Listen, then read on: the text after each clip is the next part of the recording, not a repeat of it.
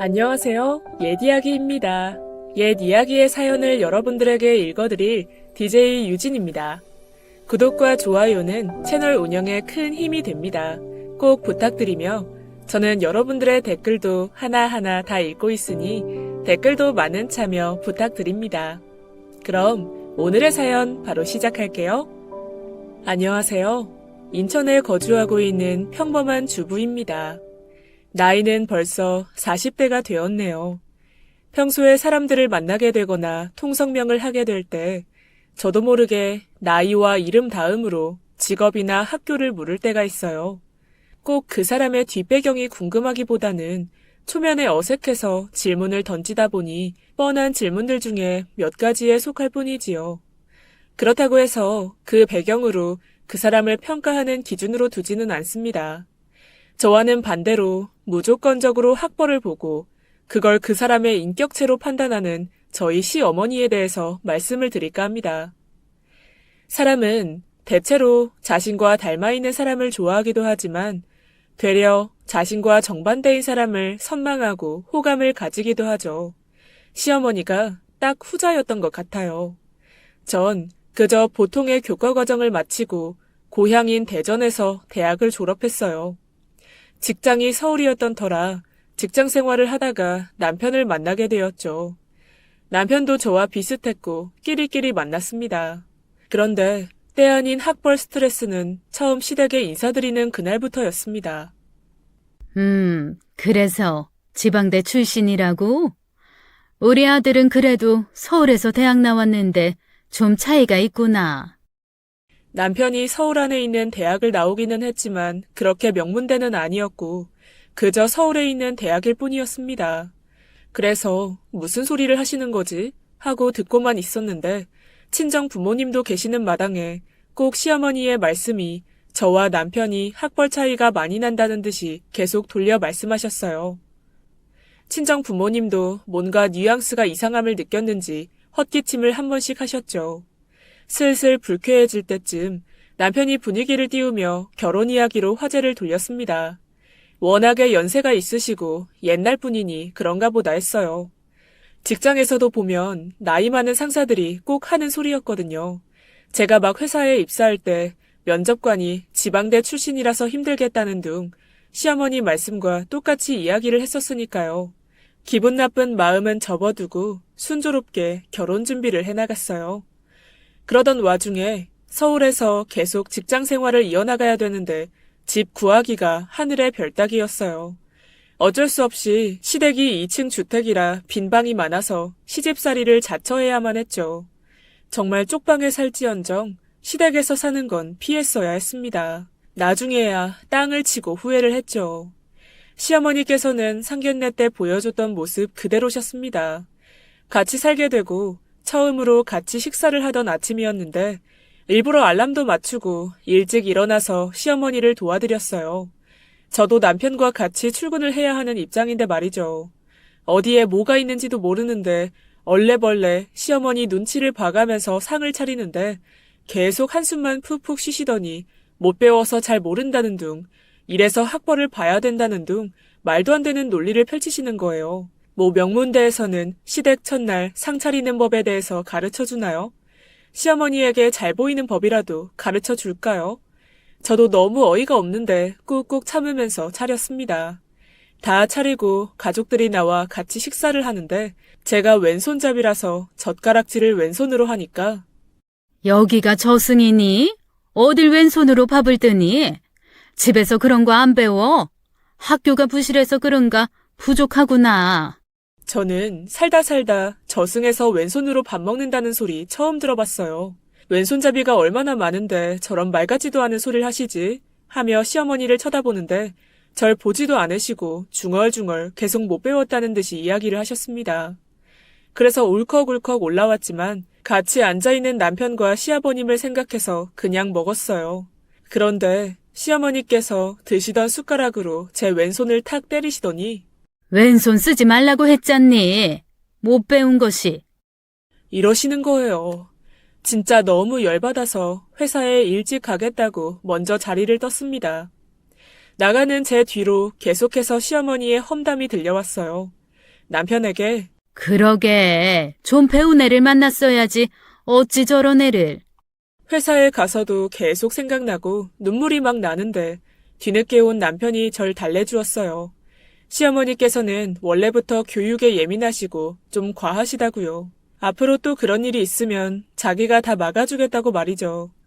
돈 모을 때까지 딱 1년만 참자고 했습니다.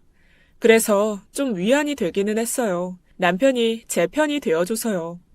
시어머니의 공격이 들어올 것 같으면 남편이 자리를 피할 수 있게 해주거나 한 번씩 외식하자고 하고는 저녁을 먹고 들어갔어요. 되도록이면 시어머니와 마주치지 않도록 하였죠. 하지만 그런 것들도 한계가 있었죠. 언제까지 피할 수만은 없으니 말이에요. 게다가 시한폭탄 같은 동서가 나타났거든요. 외국에 있어서 결혼할 때도 자리하지 않고 한참을 못 보다가 일 때문에 한국에 들어오게 되었어요. 전 그저 외국에 살고 있다고만 들었는데 알고 보니 고학력 최고봉인 겁니다. 동서가 온다고 한 순간부터 시어머니께서는 잔치였어요. 일주일 전부터 저에게 뭐 사와라, 뭐 장봐와라, 얼마나 유난을 떠시던지 대통령이라도 방문한 줄 알았습니다. 남편에게 미리 귀띔해달라 물으니 동서는 하버드 대학을 졸업하고 국제 변호사를 하고 있다고 하더군요. 시어머니께서 왜 그리 난리이신지 대강 예상이 됐습니다. 동서가 집에 도착하니 시어머니에게 전 그저 투명 인간이었어요.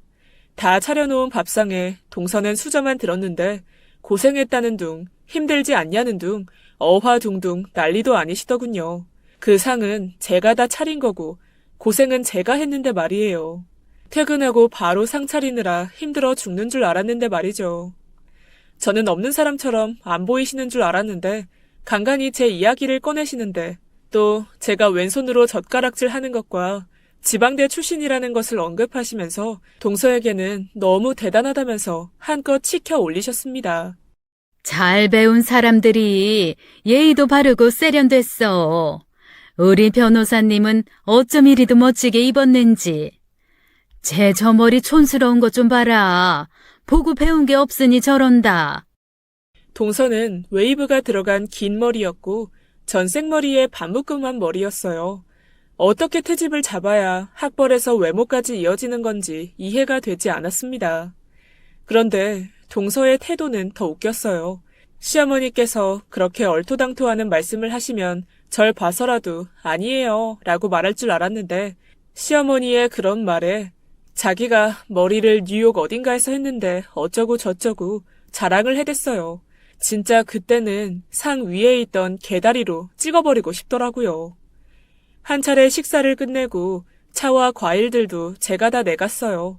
동서가 도우려고 할 때마다 시어머니께서는 이런 험한 일은 저 같은 애나 하는 것처럼 동서를 주방 밖으로 밀어내시더군요. 아무리 시어머니께서 두라고 하지 말라고 했어도 도와주는 척이라도 하지. 가만히 앉아서 제가 주는 거 다 받아 처먹고 갈 때도 저한테 고맙다 한마디를 안 하더라고요. 뭐라고 하시는 시어머니보다 동서가 더 꼴보기가 싫었어요. 설마 자주 오겠어? 볼일 별로 없겠지 하고 넘겼는데 그 후로도 계속 무슨 맛집 방문하듯이 밥을 안 먹어서 들렸다는 둥, 시어머니 생각이 나서 들렀다는 둥 별소리를 다 하면서 너무 자주 오는 거예요. 그럴 때마다 시어머니께서는 변호사님이 오시니 상 차려라 하시면서 출근해서 일하고 있는 저를 들들 볶아댔습니다. 어느 날은 퇴근하고 오니 집안에 시어머니 친구분들이 잔뜩 와 계셨어요. 그리고 얼마 안 돼서 동서가 오더니 또 우리 변호사님 하면서 앉히고는 친구분들이 돌아가면서 법이나 소송 관련해서 묻고 동서가 답을 해주고 그랬습니다. 그러면서 저는 그분들이 드실 차를 대접해 드렸고 말이죠. 시어머니께서는 친구분들에게 자랑을 하고 싶으셨던지 몇 번씩 친구분들이 오셔서 그런 시간들을 가졌어요. 그랬더니 동서가 슬슬 싫은 내색을 보이더군요. 잘됐다 싶었습니다. 저러면 이제 잘 안 오겠지 하고 말이죠. 하지만 그건 저의 착각이었어요. 시어머니께서 자랑값으로 동서에게 차를 한 대 사줬거든요. 뭐 하나 더 떨어질까 싶었는지 동서가 뺀질나게 드나들었습니다. 그래서 밤마다 저는 남편을 달달 볶았어요. 남편은 또 동서도 한가한 사람이 아니라서 바빠질 거니 언제까지 그럴 순 없다고 조금만 참아달라고 하는 거예요. 그래서 시어머니 아들인 네가 대신 맞아라 하고 엄청 때렸습니다. 그래도 분이 안 풀리더라고요. 그러던 어느 날 하늘이 제 말을 안 건지 아니면 저도 꾀가 난 건지 회사에서 일하면서 손을 심하게 다쳤어요. 거래처에 갔다가 문이 고장나는 바람에 문에 끼어서 골절이 되었습니다. 병원에 들러서 붕대를 감는데 간호사분께 부탁했어요. 기왕 하는 거 왕깁스로 해달라고 말이죠. 간호사님, 조금 있으면 명절이잖아요. 아시죠? 손가락까지만 말고 요 위에, 아니 이 한참 위까지 좀 감아주세요. 알겠다는 듯이 간호사분이 웃으며 더 신경 써서 감아주셨습니다. 그래서 전 손가락에서 손목까지만 하면 될 깁스를 어깨까지 감았어요. 그 꼴로 가니 시어머니께서는 또 한마디 하셨습니다. 머리가 나쁘니 몸이 고생이지. 조심하면 되었을 것을 머리가 나빠 몸이 다쳤다며 혀를 끌끌 차시는데 그래 떠들어라. 난 아무것도 안 할란다 했습니다. 왼손은 절대 쓰지 말라 난리치셨으니 명절이던 나발이던 제가 뭐 할 수 있나요. 그래서 대단하신 변호사님이 오셨습니다. 시어머니 혼자서 명절상을 차리기엔 역부족이고 다른 가족들이 돕기에도 한계가 있었거든요. 제가 진짜 손이 빠르고 요리를 엄청 잘하는 편인데 시어머니께서는 그걸 아시면서도 단 한 번의 칭찬이 없으셨어요. 그저 잘하니 부려먹기 좋다 여기시고 이거저거 엄청 시키기만 하셨죠. 꼭 집에 일 잘하는 가정부 하나 생긴 것처럼 말입니다. 넌 머리가 나쁘니 몸이나 써라 이런 마인드인 거죠. 그러니 고양이 손이라도 빌리자는 심산으로 동서가 왔는데 시어머니께서 전 좀 붙여달라고 했는데 원래 전이 계란 입혀서 노란색이잖아요. 동서의 전은 전부 검었어요. 저도 한편으로 생각하기에 공부 잘하는 사람들은 뭐든 잘할 줄 알았는데 그것 또한 선입견이었나 봅니다. 동서는 정말 똥손도 그런 똥손이 없었어요. 어떻게 해야 전이 안 익으면서 까맣게 탈 수 있는 건지 놀라웠어요. 시어머니께서 새벽에 잔뜩 만들어 놓은 전을 동서가 전부 땔감으로 만들어 놨습니다. 소파에 앉아 텔레비전을 보면서 그 과정을 지켜보는데 첫날 식사 자리에서 얹힌 밥이 그제야 내려가더군요. 보고 있던 텔레비전 속 명절 특집들보다 재밌었습니다. 보다 못한 남편이 업체에 시켜서 먹자고 했어요. 시어머니도 이건 아니다 싶으셨는지 국과 과일들을 제외하고 그러자고 하셨죠. 자기가 잘못한 게 뭔지 모르는 듯한 동서는 아는 데가 있다면서 빠르게 전화를 걸어서 배달을 시켰어요. 진작에 만들지 말고 이렇게 하지 그랬냐며 되려 시어머니를 가르치더라고요. 너무 고소했어요. 똑똑하지만 똘똘하지 못한 사람, 그게 딱 동서거든요. 그렇게까지 했는데도 시어머니께서는 그래도 머리가 있으니 안 배워서 그렇지 요리 조금만 배우면 엄청 잘할 거라고 또 치켜 세우시더라고요. 제가 보기엔 딱 봐도 요리 고잔데 무슨 소리를 하시는 건지 앞날이 훤했습니다. 시어머니께서 동서한테 간단한 요리들을 알려주겠다고 집에서 쿠킹 클래스처럼 이것저것 벌려놨었는데 동서한테 잠깐 계란말이 좀 보라고 하고는 친구분이랑 통화를 하셨어요. 그 사이에 일이 터졌습니다. 그때 같은 시각 저랑 남편이 퇴근하는 길이었는데 남편이랑 이런저런 이야기를 하면서 집 쪽 골목길로 들어섰어요. 오늘따라 노을이 심하게 붉다 했는데 저희 집이 타고 있더군요. 119를 부르고 난리도 아니었습니다. 동서가 계란말이가 익은 건지 안 익은 건지를 몰라서 계속 켜두다가 연기가 심하게 나니까 가스레인지에 불을 막 부은 거예요. 그래서 불 앞에 있던 벽이 타고 불이 번지고 주방 쪽이 싹 다 타버렸어요. 시어머니 속도 싹 다 탔고요. 빈대 잡다가 초가 삼간 다 태운다. 딱 그 말이 떠올랐습니다. 계란말이 하나 가르치겠다고 양계장 값을 물었거든요. 그래도 다행히 동서가 돈은 많으니 집 리모델링도 해주고 서로 좋게 좋게 마무리는 되었어요. 다만 저에게는 안 좋았죠. 동서는 주방과 더 멀어지고 온 가족이 제 손이 낫기만을 주시하고 있었으니까요. 그나마 그 화재 사건 이후로 시어머니께서 좀 덜 비교하셨어요. 조금이라도 제가 아쉬운 상황이었으니까 말이죠. 너무 불행하게도 얼마 안 가서 저는 깁스를 풀었고 행복 끝, 불행 시작이 되었습니다. 시어머니께서는 기다렸다는 듯이 득달같이 저에게 이것저것 요구하셨어요. 집안일은 물론이고 식사에 온갖 경조사까지 말이죠. 이 집구석은 나 없을 땐 대체 어떻게 했을까 싶을 정도로 말이에요. 군말 없이 시어머니가 해달라는 대로 다 해주고 밤마다 남편 드자비를 했습니다. 그 와중에 그래도 남편이 다 받아줬어요. 진짜 1년만 참자, 1년만 참자 하면서 말이죠. 나 진짜 미쳐. 노예로제 걸리겠어. 시어머니 너무 미워. 이번엔 좀 아팠다. 미안해, 진짜로. 엄마가 유난인식이긴 하지. 조금만 더 참아주라. 나봐서, 어? 더 때려, 더. 풀릴 때까지.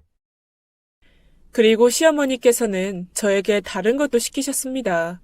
집으로 날라오는 청구서 정리나 집안 가계부도 적으라고 하셨어요. 그전에는 시아버님께서 다 하셨는데 최근에 지인분과 구두점 운영을 시작하게 되어서 집안일까지 신경 쓰실 겨를이 없으셨거든요. 그래도 그런 영수증 정리는 시어머님이 하시면 될 걸 정말 너무한다 싶었습니다. 저도 회사 일로 힘들고 집안일까지 하는데 너무 벅찼거든요. 그러던 어느 날 그 이유를 알게 되었어요. 시어머니와 함께 집 대청소를 하고 있는데 우체국에서 등기가 왔어요. 우체부가 시어머니께 사인을 요청하는데 시어머니께서는 굳이 화장실에 있는 저를 부르셨습니다. 와서 사인까지 하라고 말이죠.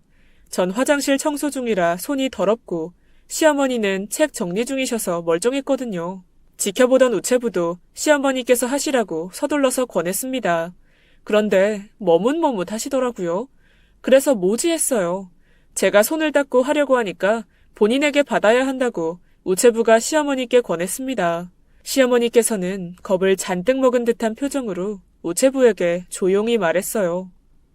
내가 까마귀예요. 까막눈. 그제야 바로 고개를 끄덕인 우체부가 바로 저에게 적어달라고 했습니다. 사인을 하고 우체부가 돌아가고서는 시어머니에게 뭔가 어색한 기운이 흘렀어요. 저에게 그렇게 교육을 운운하시는 분이 글을 못 쓰신다니요. 이해가 어려웠습니다. 한편으로는 지금 누가 누구한테 이런 생각이 앞섰어요. 글씨도 모르시는 분이 이제껏 저한테 교육이 어쩌고 못 배웠고 남편에 비해 제가 부족하다는 둥 그런 소리를 하실 수가 있었던 건지 생각할수록 너무 어이가 없더군요. 당장 따지려다가 또 참았습니다. 남편한테 따지려고요. 잘 준비를 하면서 남편에게 물었어요. 어머님, 까막눈이시래. 자긴 알고 있었지. 이거 어떻게 생각해? 그런 분이 여태껏 날 못 배운 애 취급하신 거에 대해서? 그냥 모르는 척 좀 해줘. 그게 다 엄마가 한이 돼서 그래. 삼촌들 공부시키느라 엄마가 공장에 박혀서 미식만 돌렸어. 학교도 못 가고. 안쓰럽잖아. 대놓고 티내지 마. 그래서 더 그래, 엄마가. 공부에 한이 많으셔. 남편 말로는 시어머니께서 어릴 적 집안이 많이 힘드셨다고 했습니다. 굉장히 가부장적인 집안이기도 했고요. 아들들 틈바구니에서 유일한 딸이라 집안일도 다 하시고 남자 형제들 학교에서 공부할 때 공장에서 일했다고 말이죠. 게다가 너무 고생을 많이 하셔서 시력도 많이 안 좋으시고요. 그 사연에 마냥 시어머님을 안타깝게 보고 그랬구나 하기에는 제가 여지껏 시어머니께 받은 핍박과 억울함이 너무 컸기에 전 시어머니께 꼭 한 방을 먹여야겠다는 생각이 들었습니다. 그래서 벼르고 있다가 시어머니께 어버이날 편지를 써드렸어요. 어차피 못 읽으실 걸 알기에 여태껏 제가 받은 그 시집살이며 동서와의 비교, 그리고 시어머니는 글도 못 읽으시면서 글도 읽고 대학 나온 나를 왜 무시하시는 건지에 대한 억울함을 장문으로 적었습니다.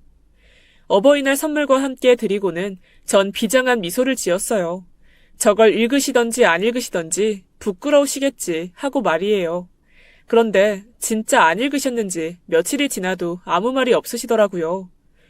제가 편지에 진짜 적나라하게 적어서 말이 안 나올 수가 없었거든요. 그러던 어느 날 시어머니 심부름으로 시부모님 방 안에 도장을 찾고 있는데 서랍에서 제가 드린 편지를 발견하게 되었어요. 그런데 제 편지에 빽빽하게 동그라미가 쳐져 있는데 글에 자음 모음 따로따로 동그라미가 쳐져 있었어요. 사전에 끼워진 채로 말이에요. 제가 편지지 가득 채워 써서 7장을 드렸는데 첫 장에 2줄 정도만 겨우 읽으신 것 같더라고요. 그 순간 확 얼굴이 빨개지고 뭔가 모르게 제 자신이 부끄러웠습니다. 모르는 부끄러움보다 알면서도 상대를 희롱하는 게 더 부끄러운 거니까요. 욕만 안 썼지 까막 눈인 시어머니를 놀리는 글이 가득한 편지를 그렇게나 정성스럽게 읽으시려고 애쓰신 시어머니께 너무 죄송해졌습니다. 어릴 때 저도 그런 적이 있었어요. 제가 키가 많이 작은데 키 큰 친구들을 동경하면서 부러워하고 저보다 작은 친구를 되려 놀렸던 기억이요. 아마도 시어머니께서도 그런 게 아닐까 싶었어요. 제 딴에는 시어머니보다 저의 지식이 작다고 생각하지 않았지만 그런 편지를 드린 것부터가 배움이 모자란 거니까요. 시어머니께서 제게 많이 서운하게 하셨지만 그런 식으로 되돌려 드리는 건 아니었어요. 차라리 대놓고 그렇게 말씀하시지 말라고 하거나 그 자리에서 바로 화를 내던지 했어야 했죠. 너무 비겁한 방법이었습니다. 그래서 어떻게 하면 비겁함을 가릴 수 있을까 싶어서 큰 용기를 냈어요. 직접 시어머니께 편지를 읽으시고 저에게 화를 내실 수 있게 해야겠다 하고 말이죠. 그걸로 바로 서점에 갔습니다. 제가 누굴 가르쳐 본 적은 없지만 적어도 글은 가르쳐 드릴 수 있으니까요. 여러 권 글책을 사서는 시어머니께 드렸어요. 시어머니께서는 부끄러워하시면서 이런 거 필요 없다고 하셨죠. 다 늙어서 너무 늦었다고 말이죠. 그래서 말씀드렸어요. 얼마 전에 제가 어머니한테 드린 편지에 제가 욕을 잔뜩 써놨거든요. 딱 그거 읽고 저 혼내실 정도만 저희 해봐요. 제가 지방대라 좀 모자라기는 해도 동서보다는 제가 더 어머님이랑 붙어있는 시간이 많잖아요. 끝내 남사스러우시다면서 안 한다고 하셨어요. 남편도 그렇게까지 할 필요 없다면서 시어머님 시력도 안 좋으시니 그냥 두라고 하고 시아버님께서는 본인께서 볼 줄 아시니 이제껏 해온 것처럼 하면 된다고 만류하셨고요. 그냥 그렇게 흐지부지 되겠구나 했습니다. 그런데 역시나 배움에 대한 열망에는 나이가 없더라고요. 몇 주가 지나서 퇴근하고 들어오니 시어머니께서 제 앞에 그 책들을 내미셨어요. 빈칸을 꽉꽉 채워서 말이죠. 그날부터 가르쳐 드리기 시작했어요. 시어머님을 가르쳐 드리면서 소름 끼쳤던 게 시어머님은 정말 똑똑하셨어요. 이런 분이 왜 지금껏 공부를 안 하셨을까? 하셨으면 지금 한자리 하고 계셨겠다 싶을 만큼이요. 정확히 2달 만에 한글을 다 떼셨습니다. 온 집안에 한글 단어를 도배해 두시고 장을 보실 때에는 일부러 메모장 가득 목록을 적으셔서는 물건에 적힌 글자들을 일일이 읽으셨어요. 제가 가르쳐드린 건 읽는 방법뿐이었지 혼자서 다 하셨습니다. 저에게 맡기셨던 집안 청구서, 가계부 정리도 시간이 걸리시기는 하지만 혼자서 뚝딱 하셨어요. 제가 드린 편지도 어느새 다 읽으시고는 남편에게 제 험담도 간간히 하셨죠. 그간 며느리가 많이 괴롭혔냐면서요. 학교 다닐 때 선생님들이 공부 잘하는 학생 보면 이런 느낌이었을까요? 더 욕심이 생기더라고요. 그래서 저는 시어머님을 더 설득했어요. 검정고시까지 준비해보자고 말이죠. 그래서 며칠 걸리지도 않고 아주 쉽게 초등학교 검정고시를 패스하시고는 시어머니께서도 더 의욕이 생기셨는지 중학교 검정고시도 해보고 싶다고 하셨어요. 주말마다 시어머니와 같이 준비를 했습니다. 그러던 어느 날부터인가 시어머니께서 자꾸 쉬운 문제를 틀리셨어요. 역시나 너무 빠른가 했는데 눈이 침침하셔서 안 보이는 거라고 하시는 거예요. 문제만 못 보시는 게 아니라 일상생활 하실 때도 물건을 헛잡으시거나 놓치시는 겁니다. 결국에는 너무 심해지셔서 안과를 찾았는데 백내장 진단을 받으셨어요. 병원에서 그 진단을 받는데 시어머니께서는 이래서들 공부도 때가 있다고 하는갑다. 눈이 안 따라주네. 좀 해볼라니까. 중얼거리시면서 눈물을 흘리시더라고요. 게다가 시어머니께서 너무 애달프게 이야기를 하셔서 마음이 아팠어요. 괜히 제가 무리해서 급하게 해서 눈이 안 좋아지신 건가 염려도 되었고요. 잠시 학업을 멈춰둔 상태로 시어머니께서는 백내장 수술을 받으셨습니다. 그 어떤 일에도 기세등등하고 큰 소리를 떵떵 치시던 시어머니께서는 수술을 받고 회복하는 과정 내내 우울해하셨어요. 제가 무슨 실수라도 하면 득달같이 대학 운운을 하셔야 되는데 그마저도 맥이 빠지셨는지 제가 왼손으로 밥을 먹던 말실수를 하던 말이 없으셨습니다. 차라리 저에게 뭐라고 하시던 게 그리워지더라고요. 그렇게 또 시어머니의 공부는 막을 내리는 듯이 보였습니다. 그러던 중에 소송을 마치고 동서가 또 집에 찾아왔어요. 이런저런 선물을 잔뜩 사가지고 와서 시어머니 기분이 좀 풀어지겠다 싶었죠. 역시나 고학력자가 와서인지 우울해하시던 시어머니께서는 조금은 밝아 보이셨어요. 동서는 이런저런 수다를 떨다가 목이 마르다는 듯이 저에게 눈짓을 했습니다. 네가 가져와라 라는 듯이 말이죠. 그런데 그때 시어머니께서 냉장고에 시원한 식혜 있다. 너가 좋아하잖니. 갖다가 먹고 싶은 만큼 떠마셔. 좋게 말씀은 하셨지만 저 시키지 말고 네가 갖다 먹어라 라고 분명히 말씀을 하시는 거예요. 그 순간 저 감동받았습니다. 역시 이것이 제가 여지껏 시어머니께 글을 알려드린 대가인 건가 하고 말이죠. 민망했는지 동서는 바로 일어나 알아서 떠다먹고는 그 후부터는 제 눈치를 살살 보더라고요.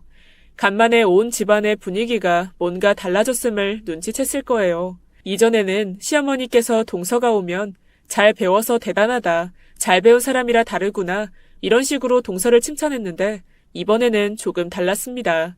공부 잘하는 사람들만 모여있는 곳에 있으면 어떤지, 확실히 그런 사람들은 다른지, 공부하면서 행복했었는지 물으시더라고요. 예전에는 남들이 보는 시선에 대해 물으셨다면 공부를 잘해서 오는 자기 만족이나 가치에 대해서 말이에요. 그랬더니 처음으로 동서가 좀 멋있었습니다. 처음에는 학력으로 다른 사람들보다 잘나 보이려고 시작했는데 진짜 잘난 사람들 사이에 있다 보니까 멋진 사람이 되고 싶어지더라고요. 동서는 학비도 자기가 직접 알바하고 벌어가면서 다닌 사람이라 고생은 고생대로 하면서 공부도 잘하고 꽤 끈기 있는 사람이었어요. 요리는 정말 못해서 똥손이긴 하지만 말이죠. 찬찬히 동서 말을 듣던 시어머니는 뭔가 달라지셨습니다. 동서가 돌아가고 방에 있던 저에게 다가오셔서는 다시 해보고 싶으니 도와달라고 하셨어요. 중학교 검정고시도 패스하고 고등학교까지도 하고 싶다고요. 본인이 나이가 많으셔서 답답하겠지만 저보고 꼭 도와달라고 하셨습니다. 그 말을 들으니 저도 모르게 투지가 활활 타오르더라고요. 그래서 이전처럼 다시 시어머니께 이런저런 것들을 다 알려드렸어요. 그런데 점점 시어머니 수준이 높아지다 보니 제 머리로는 딸리더라고요. 너무 예전 공부라 기억도 잘 안 나기도 하고 어려웠어요. 중학교 검정고시까지 패스하시고는 고등학교 검정고시 준비하실 즈음에 제가 아시는 분을 과외 선생님으로 소개해드렸습니다. 수학이나 영어는 저도 약해서 알려드리기에 정말 힘들었거든요. 그 외의 과목 정도만 제가 설명해드렸어요. 시어머님께서는 정말 열심히 하셨습니다. 난이도가 조금 있어서인지 고등학교 검정고시는 계속 떨어지셨어요. 그 와중에 이전에 시어머님 말씀처럼 진짜 공부에는 때가 있는지 건강하시던 시아버님이 일하시다가 갑자기 고혈압으로 쓰러지게 되셨습니다. 또 한 번의 공부를 중단하고 시어머니께서는 시아버님의 병간호만 하셨어요. 쓰러지셔서 오래간 일어나지 못하셨거든요. 아버님이 아프셨던 그 기간은 온 가족 모두가 힘들었습니다. 게다가 두 분이 워낙 사이가 좋으셨던 터라서 시어머님 눈에 눈물이 마를 날이 없으셨어요. 어느 날은 퇴근하고 시아버님 병실로 갔는데 시어머님께서 시아버님을 조심스럽게 닦아주고 계셨어요. 얼굴, 팔, 다리 천천히 닦아주시고는 한참을 물끄러미 바라보시더라고요. 그러시더니 저를 보며 이 양반이 처음에는 내가 글 못 읽는지 모르고 내 마음 사려고 편지를 꿰줬어. 뭔 글자인지는 몰라도 글씨를 참 잘 쓰는구나 하고는 내가 반했었지. 시어머니께서 한창 오빠들 뒷바라지하며 공장을 다닐 때 시아버님께서는 그 공장장 아들이었는데 시어머님을 볼 때마다 편지를 주셨다고 했어요. 그게 너무 읽고 싶은데 다른 사람한테 부탁하면 부끄럽고 창피하니까 그냥 간직하고만 있으셨대요. 편지를 100통을 줘도 1000통을 줘도 시어머니께서 답이 없으니까 시아버님께서는 결국은 용기 내서 말을 거셨다고 그 뒤로는 까막눈인 걸 눈치채셨던 건지 시어머니 미싱 자리로 매번 찾아오셨다고 했어요. 직접 얼굴 보고 꽃도 주고 다른 공장 언니들 몰래 약과도 주고 가면서요. 그 편지들은 얼마 전에 한글을 떼고 나서야 밤새도록 읽어보셨다고 하셨습니다. 편지를 다 읽고 나서 그때의 시아버님의 감정을 알고 나자마자 시아버님께서 쓰러지셔서 그때 이야기를 나눌 수 없어 많이 아쉽다고 하셨어요. 그리고 끝내 시아버님께서는 일어나지 못하셨습니다. 제가 시집살이를 시작하고 1년째 될 때쯤 시아버지께서 돌아가셨어요. 정신없이 장례를 치르고 많이 힘들어하는 남편을 달래고 정리를 하고 하다 보니 1년이 금세 지나갔습니다. 남편과 약속한 그 1년이 된 거죠. 하지만 그 사이에 제 마음이 많이 바뀌었어요. 그 큰 집에 시어머님 혼자 두고 저희가 나갈 순 없었으니까요. 여보, 우리 그냥 이 집에 있자. 지금 모아놓은 돈 솔직히 얼마 안 되잖아. 여기는 방도 남아 돌고 그 돈 가지고 나가봐야 우리가 월세밖에 더 살겠어. 언제는 월세가 됐든지 사골세가 됐든지 단칸방이 됐든지 이 집만 아니면 된다며. 당장 나가고 싶다 했잖아. 그새 마음이 바뀌었어? 나 그만 맞고 싶어. 여기 봐봐. 등에 멍이 아예 배겼어. 안 없어진다. 남편 자신도 슬슬 시어머니와 제 사이에서 피곤하니 그냥 원래 계획대로 나가자고 하더군요. 그래서 안 때릴 테니 일단은 있어보자고 설득했어요. 아무리 생각해도 시어머니 혼자 계실 거 생각하니 기분이 너무 안 좋았거든요. 시어머니께서는 한동안 집안일만 열심히 하셨습니다. 제가 도와드린다고 해도 한사코 미친 듯이 집 청소에만 열중하셨어요. 꼭 수련을 하는 도인처럼 말이죠. 청소하시는 시어머님을 보다 보니 그제서야 시아버님의 배려가 엿보였습니다. 서랍장마다 작게 그림이 그려져 있더군요. 시어머니께서 글자를 모르시니 중요 서류나 도장 위치, 물건들 표시를 스티커를 붙여두시거나 시아버님께서 그림으로 표현을 해놓으신 거예요. 그런 것들을 정리하고 계셨습니다.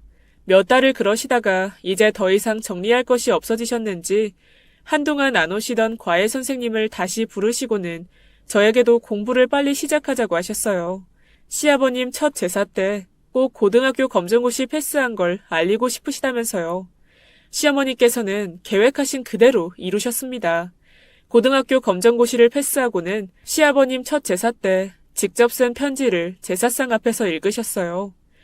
시아버님께서 연애 때 시어머님께 쓰셨던 그 수백 장의 편지에 대한 화답을 하신 겁니다. 두 분만이 아실 만한 내용이었지만 너무 늦게 답장을 보내 미안하다고 하시며 그동안 글 못 쓰고 못 읽는 거 반평생을 넘게 읽어주고 써줘서 고맙다고 하셨어요. 많이 불편했을 텐데 무식한 여자 취급 안 하고 모르는 척 해줘서 고맙다고 말이죠. 시어머님께서는 매해 찾아오는 시아버님의 제사 때마다 하나씩 이루셨습니다. 많이 늦으셨지만 대학에도 들어가셨어요. 2년제에다가 꼭 학교에 가지 않아도 되고 그저 컴퓨터로만 다니는 학교지만요. 힘들어 하시면서도 결국 졸업장까지 따셨어요. 제가 시어머님을 배운 6년간 그 모든 걸 다 하신 거예요. 왜 그런 말 있잖아요. 난 놈이라고. 시어머님도 난 분이신 거죠. 많은 나이임에도 불구하고 다 헤쳐나가시는 분. 요즘에는 되려 저에게 잘못된 말 지적도 하시고요. 발음이 왜 그 모양이냐고 혼내세요. 이제 한글은 기본으로 다 하시고 영어 쪽으로 눈이 트이셨습니다. 푼수대기 동서가 요즘은 국제화 시대라고 하면서 가만히 있는 시어머니를 자극했거든요. 영어 배우셔서 같이 세계 여행을 하자고 난리를 치는 바람에 시어머님의 최근 목표는 영어 완전 정복이 되었습니다. 그 피해는 오롯이 저에게 왔고요. 집안에서도 영어만 쓰자고 하시고 텔레비전 재밌는 것 좀 보고 싶은데 맨날 CNN 외국 뉴스만 보세요. 제가 봐도 못 알아듣는 말만 잔뜩 들리는데 말이죠. 집안에서만 그러시면 그나마 나은데요. 집 밖에서도 예외는 아니시랍니다. 시장에서 장을 보다가 어느 분이랑 부딪히셨는데 Excuse me? 아무리 영어가 자신감과 당당함으로 시작하는 거라지만 시장의 그 어떤 상인분들보다 그 익스큐즈미가 너무 크게 들렸어요. 시어머니께선 이렇게 절 가끔 난처하게도 하시지만 이전보다 훨씬 생기 있어지셨습니다. 늦바람이 이렇게나 무섭다니까요. 나이는 꿈을 갖는데 장애가 되지 않는다. 나이는 숫자에 불과하다. 제 인생의 새로운 신조가 되었습니다. 지금까지 학력으로 구박하던 시어머님의 글 떼고 며느리 학대게 하는 이야기를 들어주셔서 감사합니다. 여러분들도 저희 시어머님처럼 쉽게 뭔가를 꿈꿀 수 있는 행복한 하루 보내셨으면 좋겠어요. 지금까지 예디야기였습니다. 끝까지 함께 해주신 여러분 진심으로 감사드리며 저는 내일 이 시간 다시 돌아올게요. 감사합니다.